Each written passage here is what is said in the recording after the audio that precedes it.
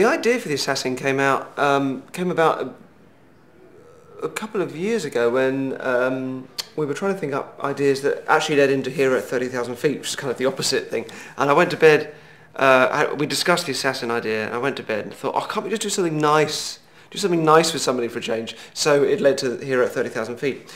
But then when it got back into thinking of experiments, there was a bit, I didn't want to necessarily make them about positive personal journeys. I wanted them to be a little bit more detached. Then the idea of something that was a little darker in tone was more appropriate. So we went back to that idea. Historically, with hypnosis, there have been two schools of thought. There's been a group of people that say it is some special state of mind, a state that's different from normal waking state, in which something is qualitatively happening to the brain. And then there's another school of thought that's always said, well, it's just about behaviour, it's just kind of people, they're sort of playing along, it's just kind of about social pressure. And those two areas have kind of converged recently into, I think, a much more realistic area, which is something that's sort of between the two. And my approach to hypnosis had always been fairly sceptical, even though I do it all the time, in that I never thought you could make anybody do anything under hypnosis that they wouldn't be able to do in normal life. So with the ice bath, for example, in the show,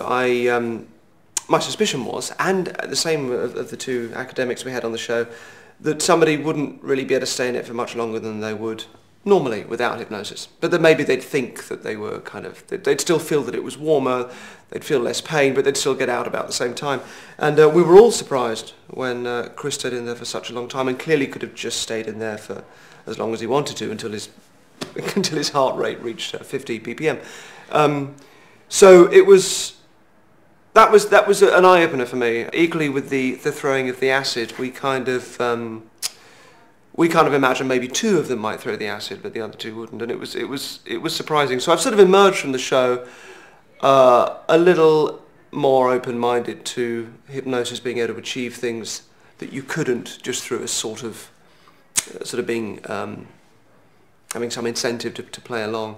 But I think it's also interesting and important to realise that the things that often look amazing under hypnosis are actually very everyday things. Like, for example, pain. You know, you cut your finger and you don't realise that it's hurting until you look down and see it's bleeding, and then suddenly it starts to hurt. Pain is a very subjective thing.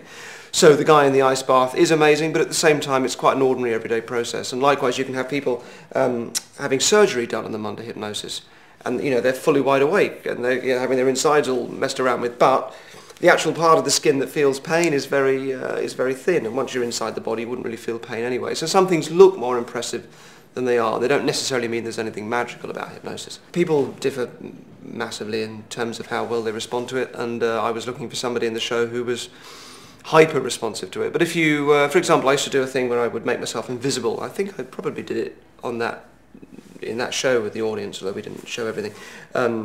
So if you had a room of people and I made myself invisible and I moved moved the chair around the room, and then you asked people afterwards what their experience really was, you'd have some people saying, oh, well, we could see you were just moving the chair, but I was kind of playing along. And then you have other people that would say, well, I knew you were moving it, but I couldn't accept it. I had to believe that it was moving on its own. I couldn't just accept that it was you. I was trying to sort of block you out all the time.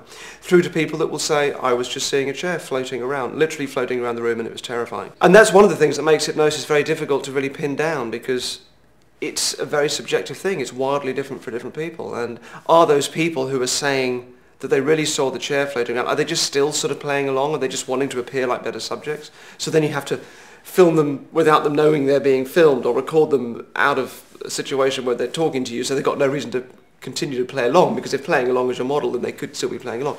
So yeah, there's clearly a wide range of experiences that makes it very difficult to pin down exactly what it's like. The traits I look out for with somebody are a kind of, it's an openness. It ties in largely with openness in everyday life, although you get some people that are very nervous and sort of rather shut off that are also very suggestible, so it doesn't quite hold up. But the sort of person that's, if I'm doing a show, I look for somebody who's sort of sat on the edge of their seat and sort of, kind of a bit wide-eyed, is a much better look than someone that's sort of sat there. If someone says, go on then, hypnotise me, I'd be fascinated to see if it would work. It probably won't.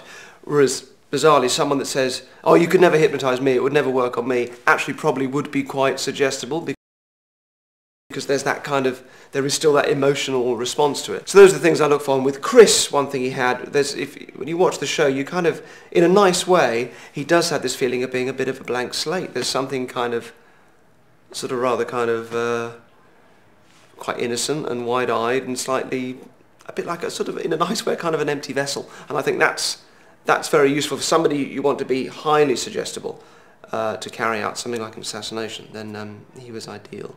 I'm not a very good hypnotic subject myself. I'm more in that kind of range of people that don't respond too well to it. But I did have one experience, which was at a sort of, I was going to be a hypnotherapist at one point, so I went to a kind of a hypnosis course for a bit, which I didn't end up thinking much of it, and I kind of left that bit behind. But I had one experience where I was doing a kind of a thing with somebody sat here, and I'm sat next to them, and we close our eyes and we start to describe a scene together. So one of us says, I'm laying on a beach, and then you just have to kind of add bits. So the next person goes, oh, I can hear the waves, and I go, I can feel the sand. And you kind of just keep adding details to this kind of joint scene that you're imagining.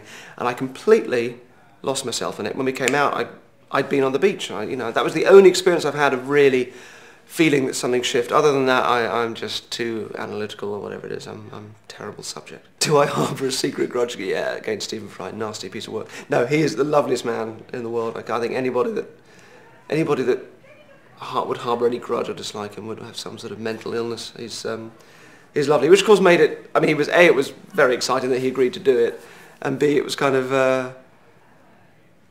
I did wonder when he agreed whether he has this sort of awfully kind of overweening reputation of being a national treasure and all those things that must be kind of excruciating to be on the receiving end of, and I think maybe doing something a bit sort of edgy like this, I like to think it appealed, him playing a bit against type.